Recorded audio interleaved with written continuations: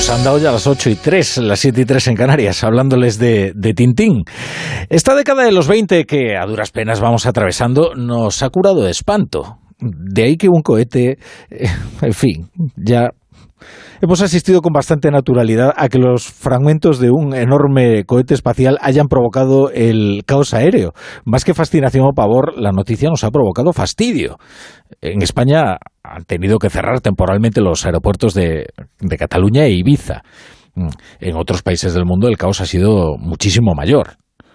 En la ruta estimada de este cohete chino Long March, la larga marcha 5B, se encontraba España. El artefacto no es un juguete, son 20 y tantas toneladas. Son estos sucesos inesperados, el impacto de un cohete descontrolado sobre la Tierra, lo que nos recuerda que el hombre sigue con su tarea incansable de exploración espacial, ¿eh? Y también hay una beta geopolítica en todo esto, como ocurría antes en el mundo bipolar. De hecho, China está avanzando en sus programas no tripulados hacia la Luna y hacia Marte. Y la NASA también está protestando por algunas de las artes utilizadas por el régimen chino, por el gobierno chino, en su conquista del espacio. Hoy percibíamos, me refiero al común, no a los fanáticos del espacio o a los aficionados a la astrofísica, que fenómenos como este, el que un cohete vuelva a entrar en la atmósfera, es más habitual de lo que pensamos. Salvador Sánchez, director de la Fundación para las Ciencias del Espacio y de la Tierra, nos ha contado que la mayoría de las veces en que ocurre todo esto ni nos enteramos. Entre otras cosas porque China no se caracteriza por tener un régimen demasiado transparente. Solo deciros bien claro que esto no será la última vez. Los chinos lanzan entre 4 y 8 lanzamientos al mes. No todos son cohetes tan grandes. Lo que cae en China no dicen nada, y lo que cae en el mar tampoco dicen nada. Esto ha trascendido porque el cohete era importante, 22 toneladas.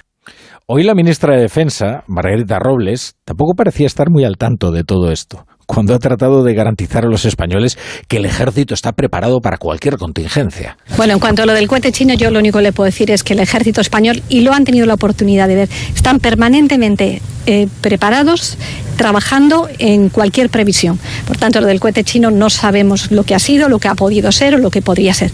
En todo caso, lo que le puedo decir es que el ejército español es uno de los ejércitos que mejor formado y que mejor preparado está. Lo que pasa es que de todas las amenazas a las que se puede enfrentar una democracia como España, desde luego la caída de una chatarra metálica de 20 y tantas toneladas, en fin, no parece que sea de las más probables, ¿no? China es especialmente descuidada, a la hora de tratar su basura espacial. Ya escuchaban antes al experto lo que nos decía. Esto ha provocado las quejas de la veterana NASA. También es verdad que un programa que se llama La Larga Marcha, emulando aquella de Mao, no puede caracterizarse por el cuidado de las maneras. La brújula con La Torre.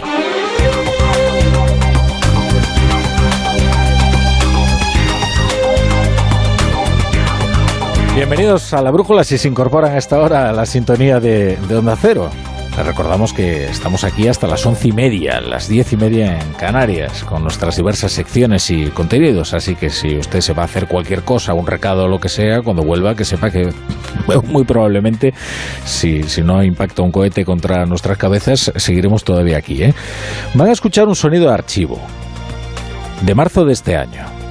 Le preguntaba al SINA a José Antonio Griñán qué ocurriría si el Supremo ratificaba su condena por la corrupción de los ERE. Si eso ocurriera, pues no tendría más remedio que acatar la sentencia y mi vida habría terminado. ¿Su vida? ¿En qué sentido su vida, Pepe? Mi vida, voy a cumplir 76 años.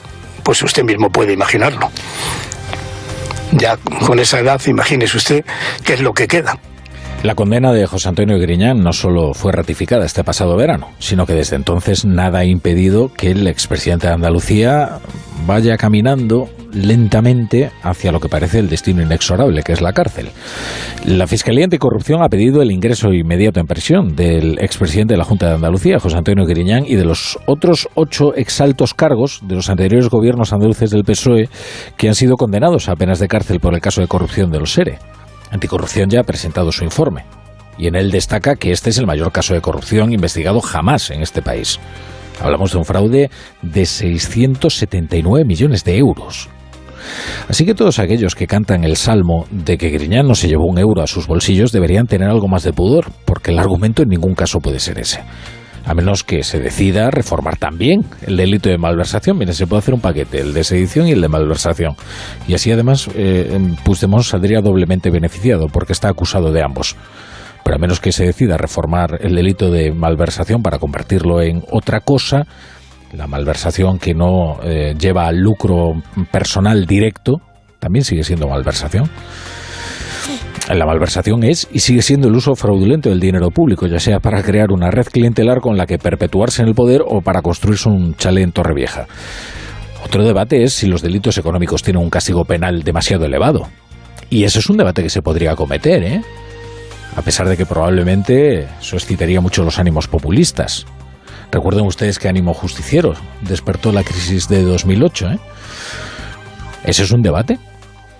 Pero no es ahí a donde quieren conducir el debate ahora mismo los cargos socialistas que están defendiendo el indulto de José Antonio Griñán.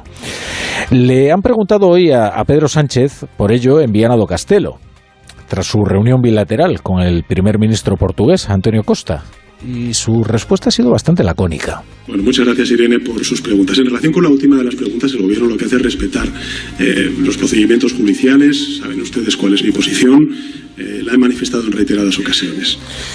Bueno, y ahora que hablamos de las distintas formas que adopta la malversación, hoy ha salido un CIS glorioso. De estos CIS tan desvergonzados que casi es imposible que Tezanos no te resulte simpático. Tezanos ya es un personaje literario, a la altura del Buscón Don Pablos y bueno, de esa tradición literaria tan española, ¿no?, que es la novela picaresca. El CIS generalmente se nos revela escandaloso cuando lo estudiamos una vez cocinado. Esta vez no, esta vez basta con ver los ingredientes en crudo para admirarse de la falta de pudor. Veamos. El CIS trata de medir el resultado general de las próximas elecciones municipales. Dice que en este tipo de comicios lo que de verdad es determinante es el candidato. Y pregunta cuando todavía no hay candidatos confirmados. A ver, ¿qué es lo que los que responden que votan socialista en Madrid, por ejemplo? No sé, ¿a quién imaginan que van a votar? ¿A Jorge Javier Vázquez? ¿O a quién dicen que van a votar según el CIS, si tan determinante es el candidato que se presenta a unas elecciones de cercanía, como son las elecciones municipales? Luego, además, son 8.000 ayuntamientos y se realizan 5.500 entrevistas. O sea que habrá lugares donde con un puñado de ciudadanos encuestados pues bastaría para establecer una conclusión. Es todo sorprendente, menos el resultado, que dispara, como no, al PSOE, 3,5 puntos por delante del PP. Y en esto, hombre, el CIS sí que es previsible. Ahora permítame regresar a esa rueda de prensa en Viana do Castelo, porque Pedro Sánchez ha hablado de la tragedia Entrenador y Melilla por primera vez desde que se emitiera en la BBC un comprometido reportaje donde se documentan graves violaciones de los derechos humanos. 23 inmigrantes y 2 gendarmes murieron. Es un balance atroz. Pedro Sánchez ha ratificado su total confianza en Fernando Grande Marlaska, ahora que todos sus socios quieren que se le investigue en el Congreso. El ministro del Interior tiene toda mi confianza. Creo que el ministro del Interior, a lo largo de su carrera judicial, también de su carrera política, ha desempeñado con eficacia, con honestidad, siempre cumpliendo con la legislación más estricta y en defensa de los derechos humanos, antes como juez y ahora como ministro del Interior. Curiosamente, esta ha sido la respuesta a una pregunta que incluía a Giorgia Meloni. La periodista consultaba a ambos mandatarios, a Sánchez y a Costa, sobre cómo será su relación con la nueva primera ministra de Italia, la líder de una fuerza de derecha extrema con un discurso radical sobre la inmigración. La primera crisis, de hecho, a la que se enfrenta Meloni es precisamente por negarse a prestar sus puertos para que desembarquen los inmigrantes rescatados en el mar por el buque de una ONG alemana. Este gobierno puede que empezara, este gobierno español, puede que empezara con aquella fenomenal campaña propagandística de la acogida del buque Aquarius cargada de inmigrantes. Ahora bien, ya se puede afirmar que Marlaska ha sido uno de los ministros más duros con la inmigración que se recuerda, y no solo por la justificación de lo ocurrido en la frontera entre Entrenador y Melilla. No solo, Basta preguntar a algunos compañeros socialistas del Consejo de Ministros, que cada vez que proponen alguna medida para favorecer la acogida e integración de los inmigrantes, se topan con las mismas dos palabras en la boca del ministro del Interior: efecto llamada. esas dos palabras. También sabemos, gracias a esta comparecencia ante los medios, que Sánchez no le va a hacer caso a las recomendaciones del Banco Central Europeo, como sigue ignorando las recomendaciones de la Comisión respecto de la justicia. El impuesto a la banca empezará a recaudarse sin atender a sus contraindicaciones. A Sánchez tampoco le importa que el dictamen del Banco Central Europeo sobre la nueva tasa a los bancos lo haya firmado la propia Christine Lagarde, su presidenta. Él se dirige a De Guindos, el vicepresidente, y se dirige a él, claro, para desacreditarlo. Previamente fue responsable de un gran banco, que es el banco de Lehman Brothers. Hoy es el vicepresidente del Banco Central Europeo. Bueno, yo agradezco, sin duda alguna, las ganas de ayudar del señor De Guindos. Y evidentemente, bueno, pues tomamos nota, estudiaremos el informe, pero el Gobierno de España continúa con su hoja de ruta de crear este importante impuesto. Bueno, ya ven que esta es la definición perfecta de lo que es un argumento ad hominem, que consiste, en lugar de rebatir una afirmación, desacreditar personalmente a quien la profiere. Es curioso, este gobierno, desde luego, tan declaradamente europeísta, con qué tono desabrido le contesta a las recomendaciones de una de sus instituciones más acreditadas, el Banco Central Europeo, que además reconoce que ese dictamen no es vinculante, solo advierte de las posibles contraindicaciones que pudiera tener este impuesto a la banca que el gobierno ha llevado al Parlamento y que precisamente ayer se debatía y se votaba en el pleno del Congreso de los Diputados. Esas contraindicaciones pueden tener un efecto, desde luego, en el crecimiento real de la economía. Pero les decía que es curioso que este gobierno tan declaradamente europeísta conteste así, ¿no?, a las recomendaciones de las instituciones europeas, porque la diplomacia comunitaria del gobierno español ya la comprobó en sus propias carnes el pobre comisario de Justicia, Didier Reynders, que vino aquí el hombre a ayudar. Se le ocurrió recomendar una mayor independencia para la justicia, o sea, un nuevo sistema para elegir el gobierno de los jueces, y casi le han contestado como a Luis de Guindos, casi vamos, lo consideran persona non grata. En Onda Cero, La Brújula, Rafa La Torre.